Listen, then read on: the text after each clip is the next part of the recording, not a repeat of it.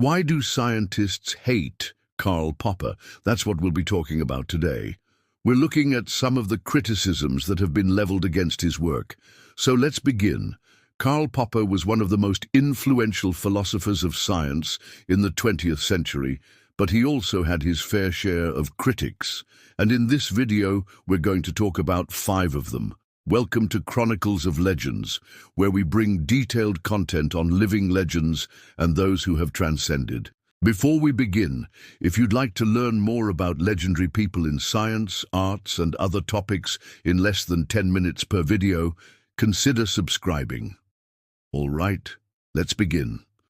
Popper's main contributions to the philosophy of science were in 3 areas. The first was his contribution to the debate on general scientific methodology. The second was his contribution to the debate on the demarcation of science from non-science or pseudoscience. And the third was his contribution to the debate on the nature of probability and statistics and the methodology of the social sciences. Each of these 3 areas was very important and influential in its own right, and each of them caused problems for Popper. Let's see how. In our first area, Popper was attempting to solve the question of what the source of the progress in science is. He wanted to know why it is that science progresses. Now, this question had already been asked by many before him, especially within the logical positivist camp. But the logical positivists answered this question by appealing to a special kind of intuitive insight that scientists have. They called this intuitive insight the method of verification. This method of verification basically consisted of identifying certain elementary statements that were analytic and then using those to build up to more complex synthetic statements. Unfortunately, though, the project quickly fell apart when it turned out that there was no such thing as an analytic statement. However, building on the work of others, like Ernest Nagel, Popper came up with a different answer to this question. Popper argued that the reason science progresses is because we have a sort of intuitive feel for the laws of nature, and then we use this feel to develop our theories. He called this intuitive feel for the laws of nature a holistic intuition, and he claimed that this intuition isn't based on anything else, it just is. Popper then went on to argue that once we have this holistic intuition, we can use it to come up with testable theories, and that the more testable a theory is, the better it is. Testability here means that the theory contains specific predictions that could potentially rule it out. The idea was that the better the theory is at making predictions, the more it matches up with this holistic intuition we have about the world. So we can use this holistic intuition to develop a good scientific theory, and then once we have the theory, we can test it. And the better it is at being tested, the better it is. But unfortunately, this didn't really answer the question of why science progresses. It only explained how it progresses. In fact, this whole idea of holism and intuitive feel is quite similar to the intuitive method of verification the logical positivists were trying to develop earlier. And so Popper never really did answer the question of why science progresses. This was one of the first problems with Popper's philosophy of science. Now, the second problem is where Popper probably made his most significant contributions, which was in the area of the demarcation problem. Here, Popper was attempting to answer the question of what the difference is between science and pseudoscience. Or in other words, what is the difference between scientific and unscientific claims? To answer this, Popper appealed to a principle known as falsifiability. The idea is that in order for something to count as a scientific claim, it must be possible to conceive of an observation that would rule it out. For example, the claim that all swans are white is scientific because it's possible to conceive of an observation, namely seeing a black swan, that would rule it out.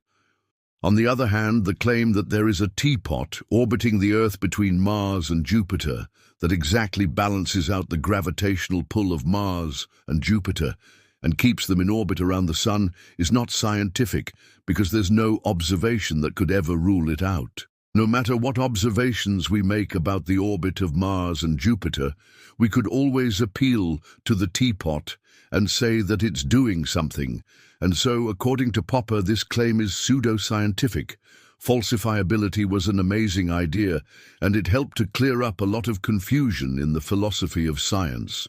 However, Popper took this idea a bit too far. One of the things he did was to claim that in order for something to count as explanation, it needed to meet the same falsifiability condition. So he claimed that the best explanation for an observation is the one that is the most easily ruled out. This part of his philosophy was extremely influential and in fact is still defended by many today. But it has its fair share of critics who point out that this sort of explanation is actually useless. For example, if I tell you that the best explanation for the appearance of the sun rising in the east every morning is that it's actually the Earth rotating on its axis, you might think that I'm crazy, even if I go on to explain that this is the best explanation because it's the easiest to rule out. You still wouldn't believe me because it's obvious that the Earth isn't rotating on its axis. This shows that falsifiability isn't a sufficient condition for something to count as explanation. What this means is that Popper extended falsifiability too far. He used it to demarcate science from pseudoscience, and he also used it to demarcate explanation from non-explanation. And this extension into the realm of explanation was probably one of the first major problems with his work. The third and final problem is related to the second, but it has to do with Popper's focus on the logic of falsifiability. A lot of people felt that Popper was focusing on the wrong kind of logic. His entire project was based on a misunderstanding of how scientists actually operate. According to Popper, scientists do the following. First, they develop a theory. Second, they test the theory. And third, if the theory survives the test, they accept it. The problem is that scientists don't actually work like this.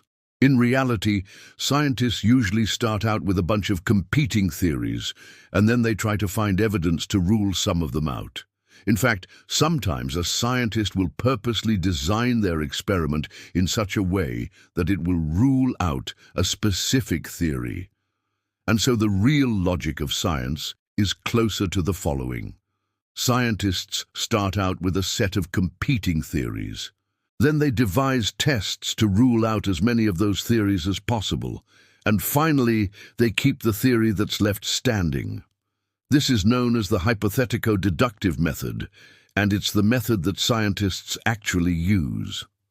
But Popper completely ignored this method and instead tried to fit scientists into his own mold. And this was probably the biggest problem with Popper's philosophy of science. He failed to take into consideration how scientists actually operate.